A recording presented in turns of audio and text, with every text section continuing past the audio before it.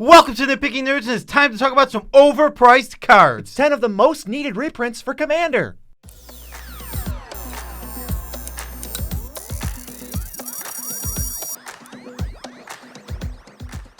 I'm your host, Joe Cherries. I'm your host, Beezy, and that makes us the Nitpicking Nerds, joined by Amber, obviously, bringing you daily videos.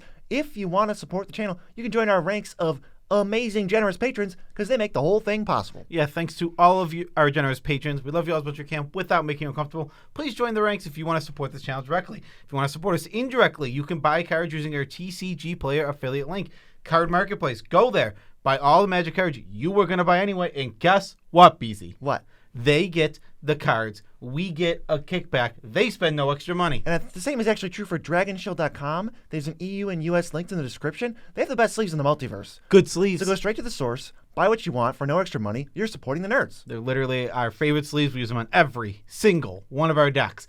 Also, this video, as always, brought to you by Moxfield.com. Stick around for the ad roll, whatever it's We called. got them good. We're going to get them good this time. We Yeah, always it's a good get. one. And also, happy birthday to everyone whose birthdays today, and happy birthday to all your pets whose birthdays are today. Amber's is coming up, a couple months. Yeah, so soon it will be Amber's birthday. Okay, so this video, we're talking about cards that are Commander staples. They're absolutely amazing, and they would be in a super high percentage of decks. They'd be in tons of decks, if not for their price, which is preventing them from getting into more decks. Yeah, they're all prohibitively priced, and we just want to see reprints on all these. Get these cards into more decks. Exactly. They're all, like you said, they're all very good cards that just, I would like to see more players able to have access to. Yep, the first one, it's Mana Crypt, obviously. It's a 0-mana artifact, taps for 2, deals 3 damage to you sometimes. It's flavor text. It's $171, though. $171 with like 3 reprints in the past couple of years. The first Soul Ring, that's about like $250. Second Soul Ring, it's about $170. Yeah, it's really, really crazy. And Mana Crypt is just a card that if your play group allows Soul Ring, obviously they should allow Mana Crypt, as Because they're both fast mana, they're like the same card. they're like the same as that card. So Mana Crypt is just creeping up in price. It's easily reprintable. I mean, we can put this in any of our non-standard sets, right? Like, as long as it's not a standard set, if it's some sort of double masters, anything along those lines, Mana Crypt fits right in. We can get reprints all the time. I'd love to see this reprinted at least once a year to really help out its price. For sure. I mean, I'd pick up a few more. Maybe we get more competitive, throw some competitive shuffle scuffle. We need more Mana Crypt. Also, if you don't want this card to be reprinted because you hate it, you should actually just want it to get printed more, because that's the only way the rules committee, for some reason, would ban this card, is if there was a million of them and everybody could play them. Yes. Next is a really good one. It's one in the red, Dockside Extortionist, and it's a 1/2. When it's just the battlefield, you get a treasure for each artifact and enchantment your opponents control. This card is absolutely bonkers, but what I like, I don't like this card in a lot of ways, but what I do like about it is in lower power decks, it seems to be a very fair card and work out kind of like, this fun ritual that lets you like play more spells. Like, put you ahead, definitely good, but it's never broken. It obviously is a busted card. As soon as you even try to build around this, Yeah. you're going ham sandwich. Yeah, and I think this card is totally fine in lower power level tables.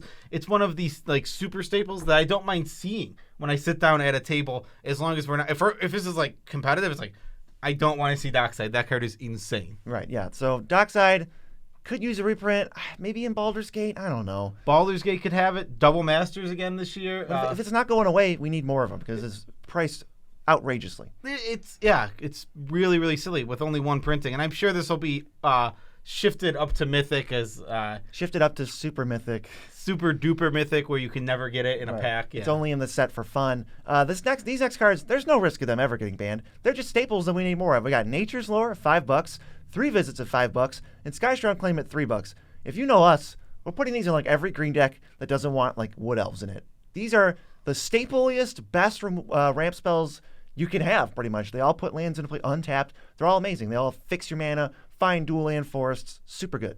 Yeah, so when it comes to these are the stapley green ramp spells, and we just need more of them. I think what I thought of in my head is these need to get the Kodama's Reach / Cultivate treatment. Oh, yeah. Where they're just in precon after precon. Print them into the ground. Precon.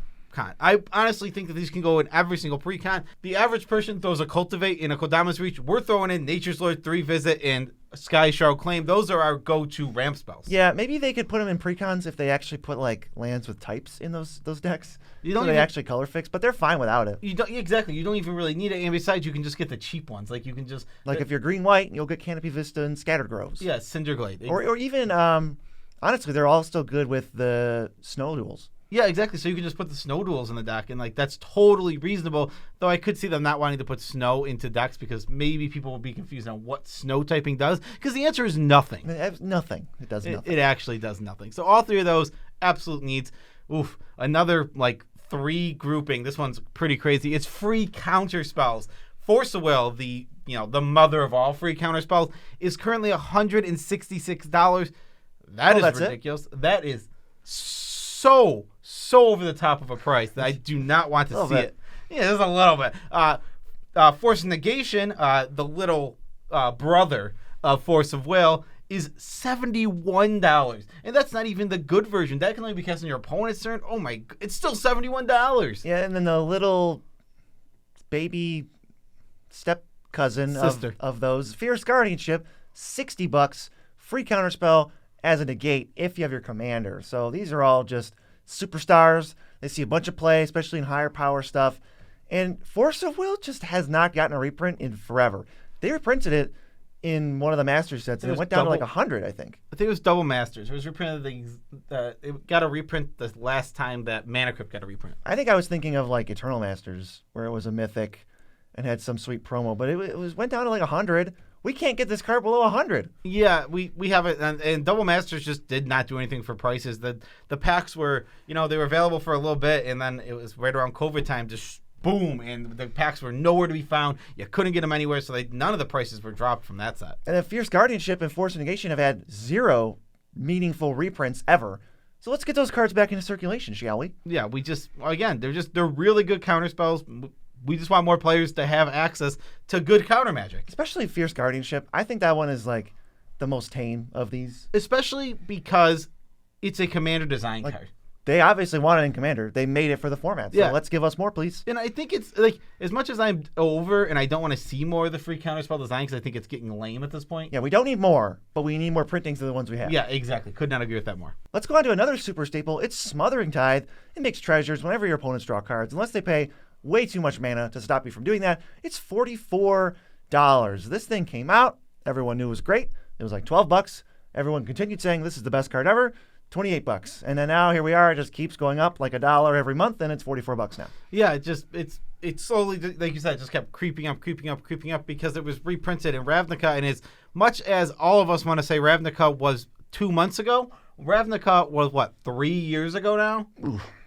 Let's not say that. Yeah, it's pretty rough to think about. So Smothering Tide just hasn't seen a meaningful reprint or a reprint at all. Let's get this thing on the list. Let's get it in a secret lair or something. It's not ridiculously priced. It'd be a good secret layer card. I like. It's a nice one for them too because it's this is the chase card for the secret layer. They always gotta have one chase card, and then 3 bad cards. Yeah.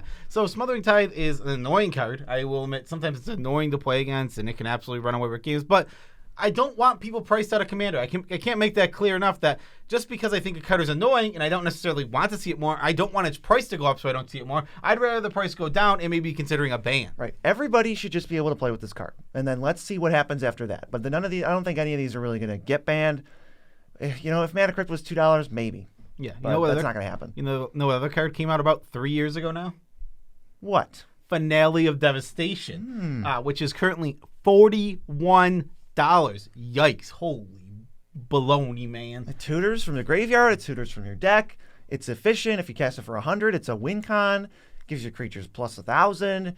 It's a really just overall great toolbox card, but I feel like other people and myself kind of tend towards other options when it's I could play this for 41, or I could play Green Sun Zenith for 10 or something. Yeah, Finale Devastation is absolutely phenomenal, and it's not even a discussion. Obviously this card is great. No question. Everybody knows this card is great. The fact that it doubles as a win con while being a tutor that puts a creature right onto the battlefield is just bananas. Totally bananas. And I am in for this card. Please War of the Spark was 3 years ago. We need this card back. Yeah, we need more because people are starting to play it in Modern, and we're going to want it for Commander all the time. Yeah. Come on, you got to help us out. We need it. The Tameshi deck is like a bread and butter tutor. It's just just a very good card. Please give us more. Next is a full cycle of lands. It is the Allied Painlands. So we're talking Adakar Wastes, which is $11. Underground River, 11. Sulphurous Springs, 11. Karplusan Forest, 6. And Brushland, 9. None of these cards have been reprinted except for like the Karplusan Forest and the Commander deck. Other than that, nothing in like 10 years. And I will say, with the printings we have right now, I think they only have one black border each, and then those are going to be like double the price of what I just listed. So what we really need is just for these to be pre-con cards. The other ones we see Landwire Waste and the enemy cycle being printed into the ground, and that's totally awesome. I love that. I love when good dual lands are just available for everybody. That is like good mana fixing for all. Like that'd be the platform I ran for as like Magic Mayor. Yeah, these lands are all perfect. They're all like some of the better dual lands you can get. And they started printing Karplusan Forest in precons. Just get the whole cycle in here. Yeah, I would love to see these all do what they did. I absolutely love what they did with, what is it called? They filter lands in these last precons. Like One per. Totally cool with that. Like, we don't have to overload it. But all right, how about in Boulder Gate, we do these? And it's like, the Baldur Gate precons now have these in them. It's like, that sounds perfect to me. I'd maybe even get greedier. I'd say 2 of each in the 3-color decks from New Capenna. It's like Maestros can play Underground River, Sulphurous Springs. How cool is that? That's like really good mana fixing. I agree. I mean, getting these reprinted, I don't know what their reprint policy is. Obviously, they have some X amount of dollars could only be in X precons, obviously, because otherwise the precons would be way more stacked, right? I don't know. If you've seen our $50 decks, let us build them. Let us build them. Yeah, our precons would be super awesome. Yeah, they'd be sweet. The next one is actually a Moxin, so that's fun. But it's actually Moxfield, the best website for deck building, and I know I just got you so good. So you got to listen to this ad. They have some of the best, easiest, most intuitive features for building your deck efficiently, quickly, and to your exact specifications. Yeah, one of the features I'm super high on that I use all the time is the folders. I just have a nice little folder labeled Joe's Decks. Click on that. There's all my decks. We make decks all the time. We have, 50, 60 decks in there? Over 100. Over 100. We have over 100 decks in there. So sometimes I just need access to my decks. Joe's Decks. Click on it. See all my decks. Click on the one I want to edit, the one I want to do something with, and just go to town. At other places without folders, you got to scroll through all your decks and search or find out what's the most recent one I used? Oh, I haven't upgraded this deck in a while. But this is just hey, you don't even have to scroll at all because it's listed under 15 lines and 5 of them are folders. And also something really good about Moxfield. Also, you have folders at the top and then single decks. Also on Moxfield, when you first open up Moxfield, the homepage, it has a search thing for doing things. But the last 4 decks that you've opened are available just to click on the bottom. So hey, I worked on that deck last. That's the one I want to get back to again. It's just amazing, and we're going to keep plugging it maybe until we die. Until we die or the internet dies. Yes. One or the other. Let's go to the next one. It's the Great Henge. It's 9 mana, kind of, but really it's 3 or 4 mana for an artifact that taps for 2 mana. You gain 2 life, and then whenever a creature enters under your control, if it's non-token, you get a counter on it, and you draw a card. This is the staple ever. This is a really, really good mythic. But it was a great standard card, so there's price memory. And everybody and their sister wants one for Commander, so it's $54. And it was 3 years ago, 2019. It's one printing at Mythic Rare. Mm-hmm. And that's going to keep this card's price up for a long time until we get some meaningful reprints. Absolutely just a stellar card that you put in any deck that has, especially if your Commander has 4 or greater power. It's power matters. +1/+1 counters matters. Certain even artifact decks matter. It's just everything can find a home for this. It does so much, and not only that, this card easily just replaces its mana. Sometimes you go mana even on the turn you play it if you reduce its cost all the way down, and then you gain 2 life. So it's life gain synergies, counter synergies, creature synergies. Oh, there's 10,000 different synergies with this card. Yeah, I think this card was pushed a little too much, and here we are with $54. Even if it was pushed too much, I think it's perfect for Commander. I think this card is a strong Commander card, top tier Commander card. It's not broken. Not broken. It's so good. It's just freaking good, and everyone needs one. And we just need more of them. Let's get... Come on, Wizards, listen to us. Put them in circulation. What's another cycle we have? This is the Medallion cycle, and these are a cycle of medallions that, well, reduce the spells of a certain color by 1. Pearl Medallion for white, $22 currently. Sapphire, $28. Jet Medallion, $34. Ruby Medallion, $32. And Emerald Medallion is $12. Every single one of these medallions, including green, that's right, we've changed our opinion on that. Every single one of these medallions is worth playing in every monocolor deck you have. They are, I think they're just like, if I start with a monocolor deck, it's like, all right, what am I putting in? Well, we're mono white, probably some plains. Soul Ring, Pearl Medallion. It's like, that's the start of the deck. I will say the other 4, basically everyone, and then Emerald Medallion most. Because sometimes you don't want it like Elf Ball.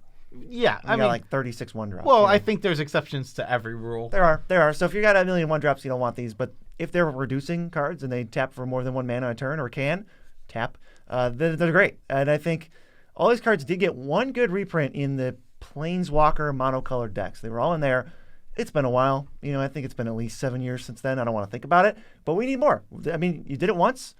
Please do it again. They had to have been more expensive before, right? When they printed them the first time? I don't know. Or about as pricey. I don't know. Maybe demand has gone up? Yeah, I'm not sure. But regardless of that, these are commander staples for all your monocolor decks. So more reprints, please. Oh. Yeah, I want to see these a lot. Oh, my goodness. This next one. Ugh. It hurts. These both are so much money. They're token doublers. And it's Parallel Lives at $52. My goodness. And Anointed Procession, which is currently just seeing a list reprint, which has brought it down from its 40 range to a $30 card. Still not reasonable. So Parallel Lives, Innistrad, what was that, 2009? 2008? That was like over 10 years ago. How have we not gotten a reprint of this card? It's been $13 since like Innistrad rotated out of Standard. And I don't know like how this has dodged a meaningful reprint ever since then. We just had a token pre-con. Perfect. Come on. It's just there's so many opportunities to put these. Honestly, and like when I look at this list, every single one of these cards could easily be in the upcoming Double Masters set for this year. Ooh, Double Masters, they put juice in Double Masters. Look at the price of the last Double Masters box. It's like over 500, right? Yeah. They're like, let's just get. I hope that Double Masters is A, readily more available this time around, and B, stacked to the brim again with absolute reprints. I hope there's no duds. How about Double Masters? No Tree of Redemption. Yeah. Double Masters has no duds. That would be amazing. No Dudder Masters. Yeah. And we, so this is just cards in the reprints, but we've done the top 100 white cards of all time. Dang. And you can go watch that video here. But also, we're working on top 100 blue cards because we did meet our TCG player goal last month. Thank you all for that. Peace out, Tribe Scouts.